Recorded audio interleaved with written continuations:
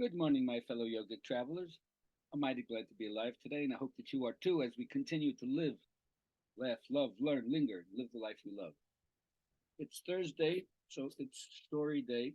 Oh, and one of my favorites is about this college professor in a philosophy class that begins the class by not saying anything and simply taking out a large empty mayonnaise jar.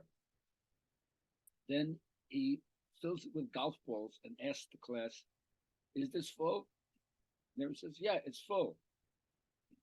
Then he takes some pebbles and pours it into the mayonnaise jar, and they fill up the spaces in between the golf balls. And then he asks the class, "Is it full?"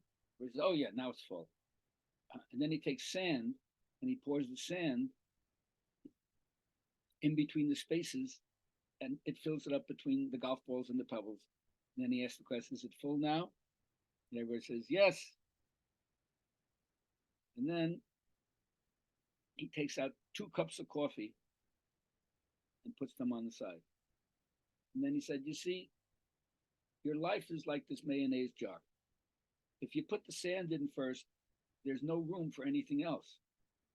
So you put the golf balls in first because that represents the stuff that's really important in your life, like your family, your friends, kids, your favorite possessions, your health. And then the pebbles are the stuff that's not that important, although we tend to identify with it, like our car, our house, our clothes, jewelry, possessions, and stuff like that. And then the sand is always the small stuff that we say, don't sweat the small stuff. And so this is an analogy about your life. Take care of the stuff that really matters first, and don't let the other stuff absorb you.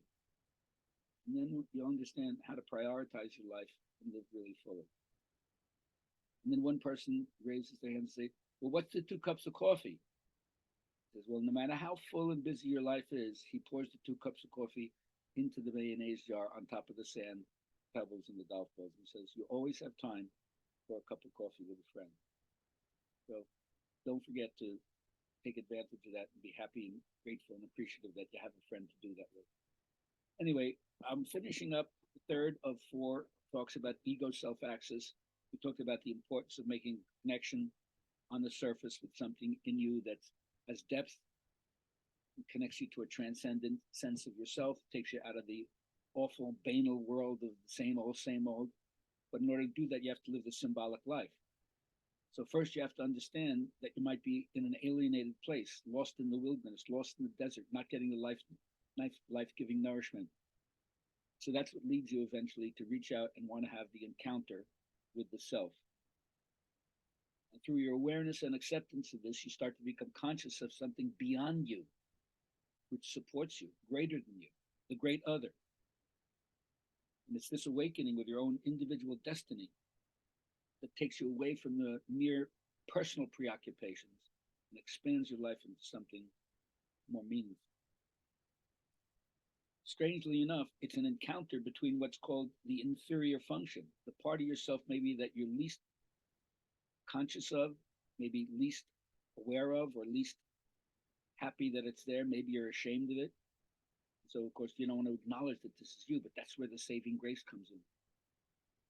So, if you're going to return to a sense of connection, and if you're going to want the blessings to come to the old ego and its inflated personality, you have to adopt a sacrificial attitude.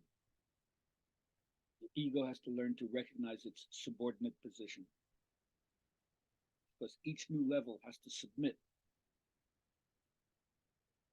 to further transformation if real development for the person. So understand that number one, your unconscious mind bridges to your conscious mind through symbolic analogy. That's what you start with, the stuff of your own internal life.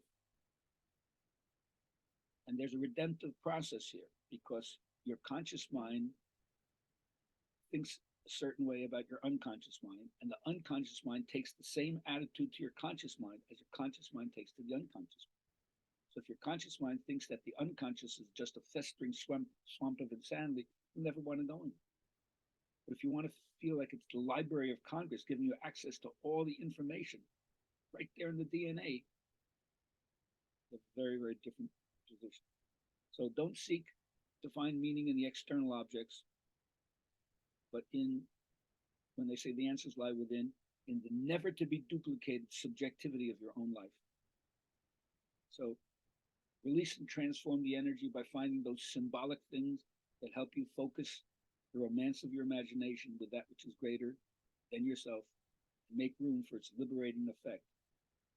And then, as the words of Emerson often said, everyone's condition is a solution in hieroglyphics to the inquirers that we would put. But it must be lived first as reality before it's apprehended as truth.